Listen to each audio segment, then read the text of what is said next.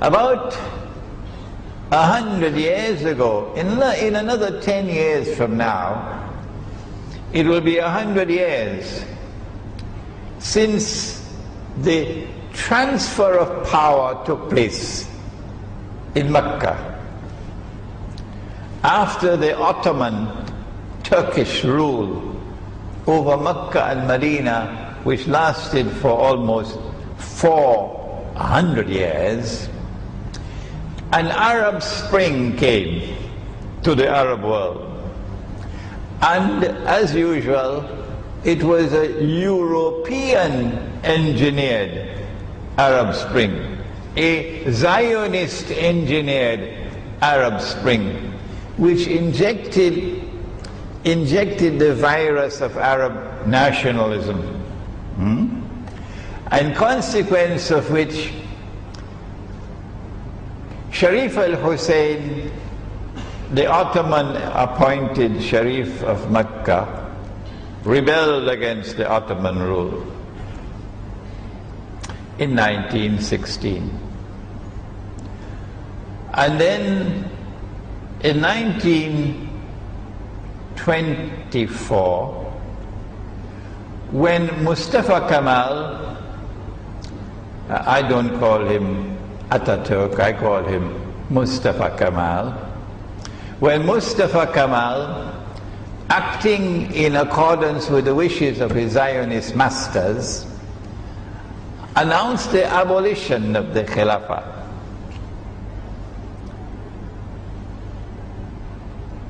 An attempt was made to bring the Khilafah back to the Arab world, where it should have been, in the heartland of Islam.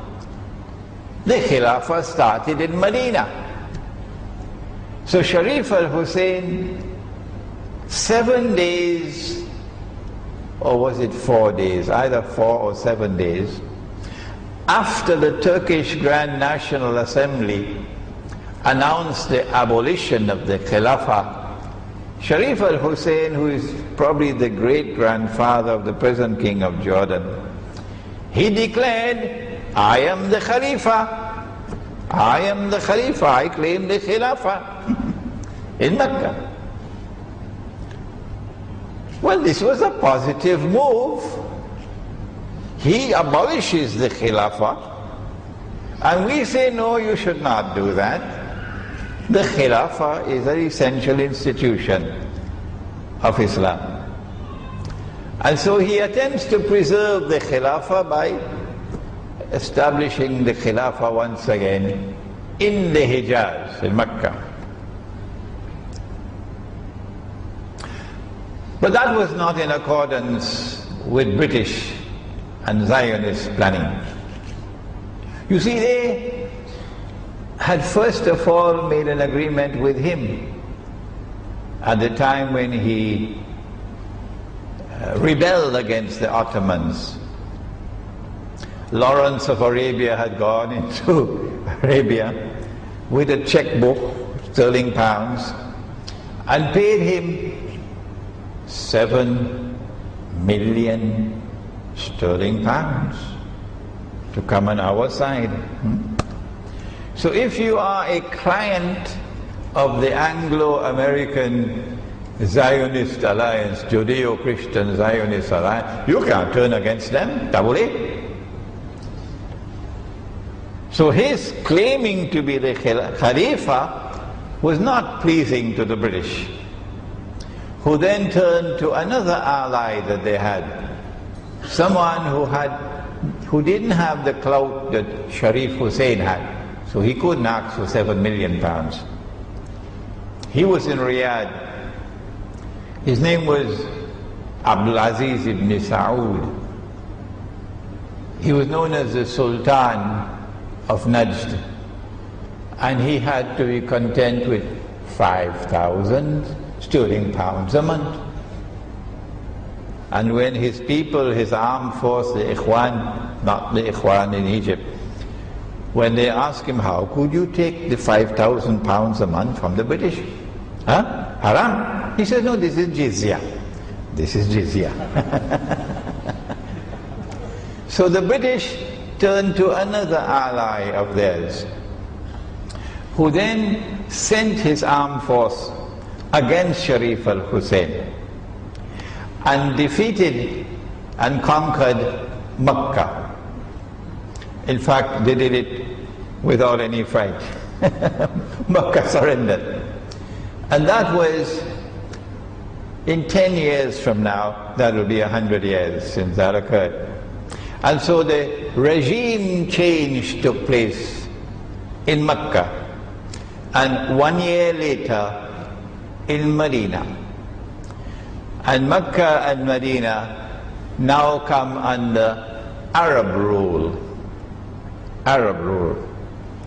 Would the status of Makkah and Medina be restored? Would they come back to center stage? Would the Khilafah be restored? Would Abdul Aziz ibn Sa'ud, who has made an alliance with the Wahhabi movement, and I do not use the term Wahhabi in any pejorative way, no, would they restore the Khilafah? You must be making a joke. Abdul Aziz ibn Saud knows very well that his masters in London would not allow him to do that. If he were to claim the Khilafah, the same thing would happen to him that happened to Sharif al-Hussein. Because the Zionists do not want the Khilafah state to survive. And now we can understand that Dajjal was at work.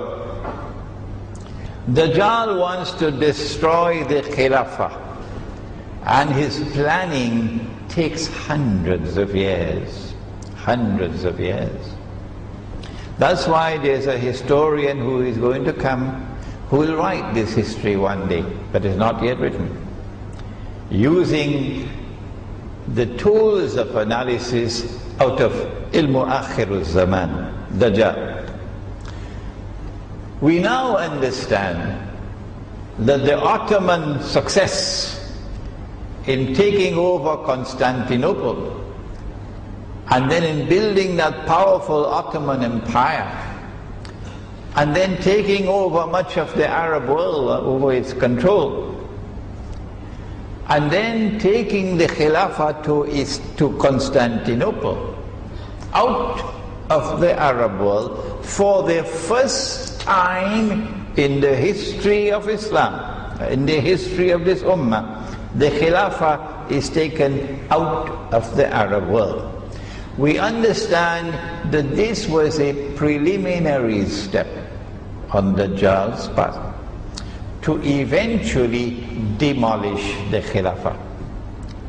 And that Ottoman rule, which lasted for 400 years, was meant to prepare the way for the destruction of the Khilafah.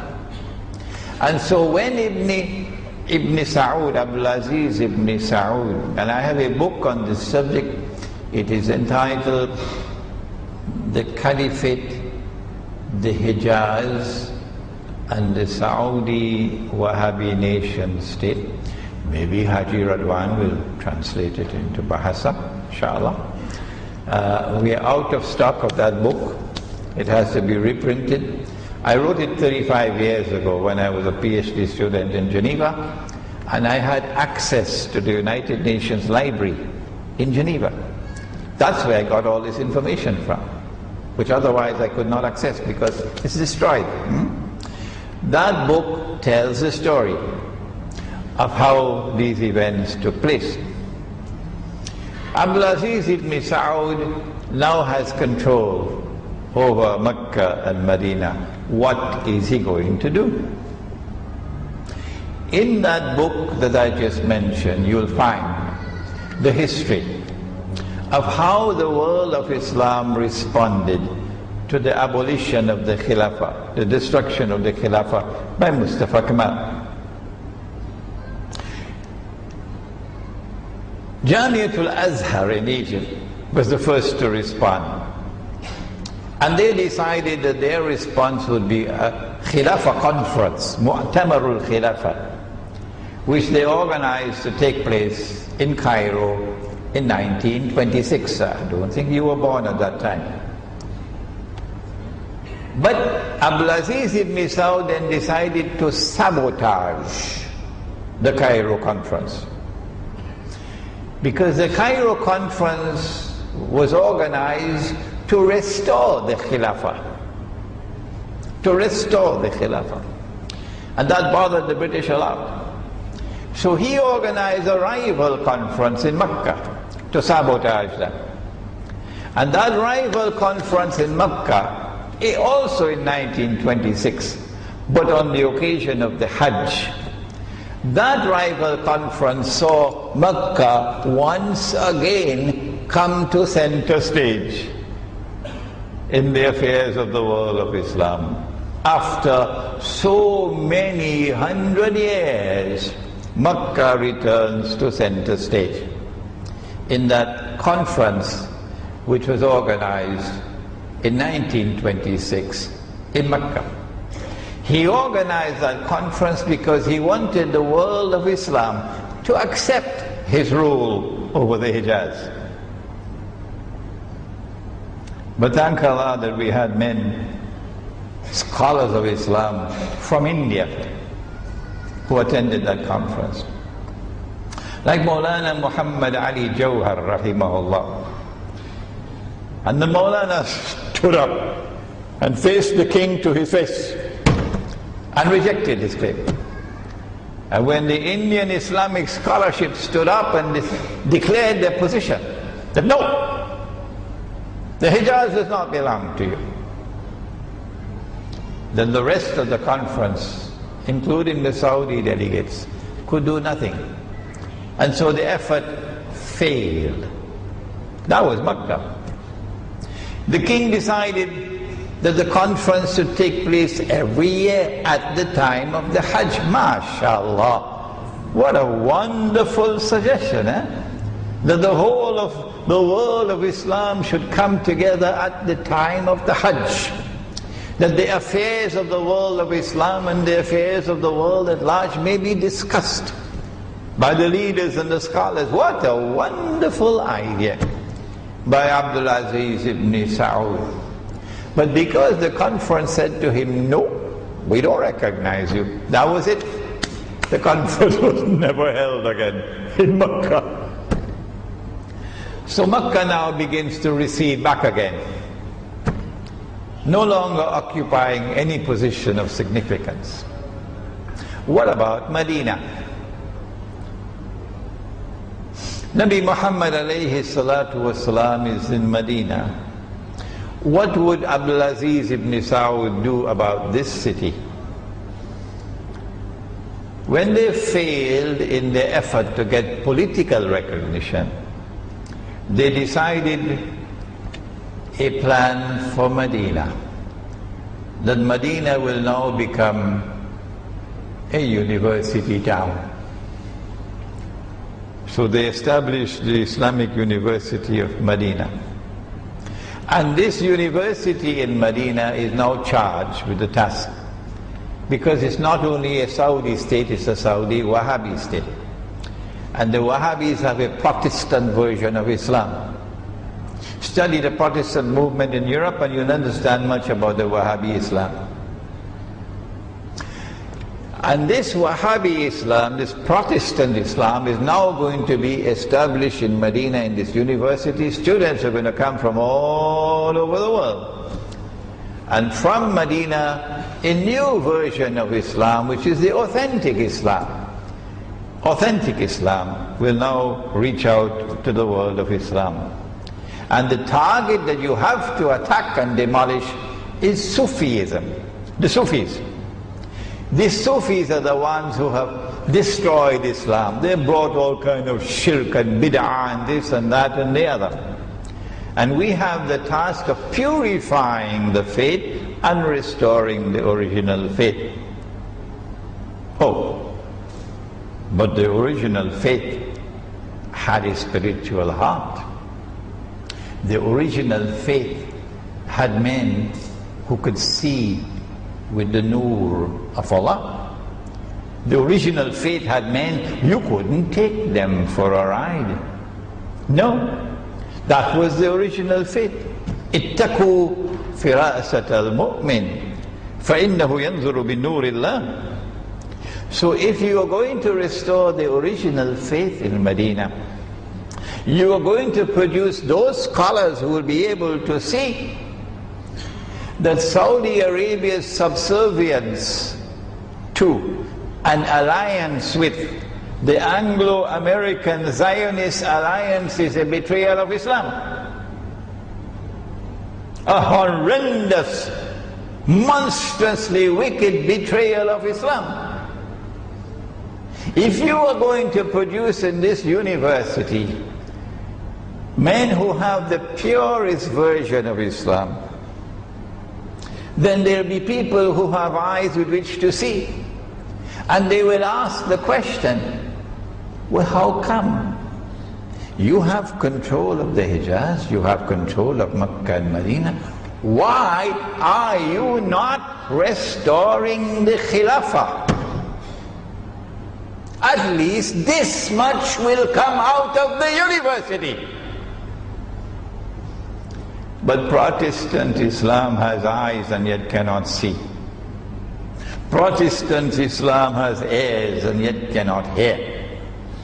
Protestant Islam has hearts and yet do not understand.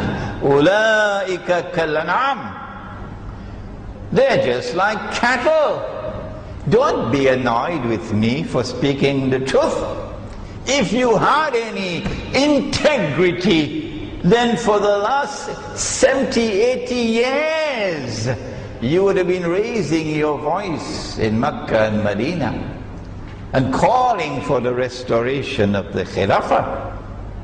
If you had any integrity, you would have denounced the Saudi regime for their subservience to and the alliance with the wicked, the monstrously wicked Anglo-American Zionist alliance, Judeo-Christian alliance. Allah in the Quran has prohibited Muslim alliance with a Judeo-Christian alliance. بعد أعوذ بالله من الشيطان الرجيم يا أيها الذين آمنوا لا تتخذوا اليهود والنصارى أولياء بعضهم أولياء بعض. Do not take such Jews and do not take such Christians, not all Jews, not all Christians. Do not take such Jews and do not take such Christians as your friends and allies, who themselves are friends and allies of each other. The Quran is referring to this Judeo-Christian Anglo-American Zionist alliance. And if you become their allies, as Saudi Arabia has done, as Kuwait has done, as Qatar has done, so many others, وَمَن يَتَوَلَّهُم مِّنكُمْ فَإِنَّهُ مِنْهُمْ. Whosoever from amongst you turn to them for friendship and alliance, you've lost your Islam. You now belong to them. And Allah does not provide guidance for a people whose trademark is wickedness. إِنَّ اللَّهَ لَا يَهْدِي الْقَوْمَ الظَّالِمِينَ. And so the university town was dust in your eyes. The claim that this is the pure Islam was dust in your eyes, because it was Protestant Islam all the way in Medina.